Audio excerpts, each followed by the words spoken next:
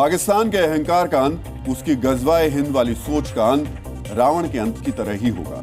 और पाकिस्तान इस वक्त वही गलतियां कर भी रहा है जैसी रावण ने की थी। गजवाए हिंद जैसे अल्फाजों के सहारे सालों से पाकिस्तान में आतंकवाद की फैक्ट्रियां चल रही हैं। मसूद अजहर और हाफिज सईद की इन्हीं टेरर फैक्ट्रीज पर भारतीय सेना ने स्ट्राइक की थी। जिन इमारतों में कभी भारत विरोधी नारों का शोर होता था, आज वहां कब्रिस्तान जैसा सन्नाटा पसरा हुआ। तो जिस पाकिस्तानी रिपोर्टर ने ये रिपोर्ट तैयार की, वो बार बार लश्कर तैयबा का नाम लेता है, लेकिन हाफिज सईद का कोई जिक्र नहीं करता। शायद उसे पाकिस्तानी फौज से सख्त हिदायत मिली होगी, कुछ भी हो जाए हाफिज सईद का नाम सामने नहीं आना चाहिए।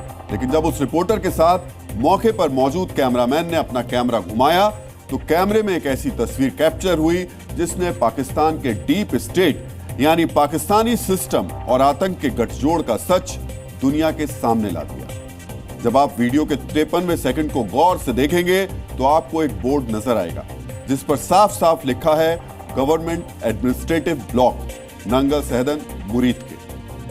हरे रंग के बोर्ड पर अंग्रेजी में लिखा यही अक्षर पाकिस्तानी फौज और हाफिज सईद की साजिश को डिकोड करता है। दरअसल पाकिस्तान में गवर्नमेंट एडमिनिस्ट्रेटिव ब्लॉक उस इलाके को कहा जाता है जहां सरकारी दफ्तर होते हैं। दफ्तरों में काम करने वाले कर्मचारियों के सरकारी आवास भी ऐसे ही ब्लॉक्स के अंदर होते हैं। यानी पाकिस्तानी फौज ने जानबूझकर हाफिज सईद का मरकज सरकारी दफ्तरों के ब्लॉक के अंदर बनाया ताकि बाहर किसी को हाफिज के टेरर हेडक्वार्टर की भनक ना लग सके।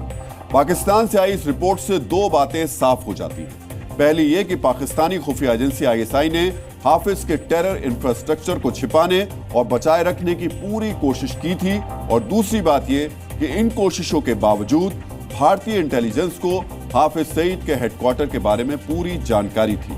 इसी इंटेलिजेंस के आधार पर वो पिन पॉइंट स्ट्राइक सेना की तरफ से की गई थी, जिसने लश्कर तैयबा के मरकज को मिट्टी में मिला दिया। लश्कर के बर्बाद हो चुके हेडक्वार्टर की जो तस्वीरें आपने देखी, कभी इसी इमारत में हाफिज सईद आतंकी तकरीरें करता था।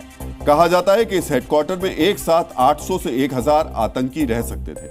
हाफिज की टेरर फंडिंग करने वाली जमात उद दावा का दफ्तर भी इसी इमारत के नजदीक था। यह इमारत हाफिज सईद की पॉलिटिकल पार्टी मिल्ली मुस्लिम लीग का हेडक्वार्टर भी थी, और जब कोई बड़ा आतंकी मारा जाता था तब इसी इमारत में उसके लिए आखिरी दुआ पड़ी जाती थी। लेकिन आज यह इमारत भारत के बदले का प्रतीक बन चुकी है।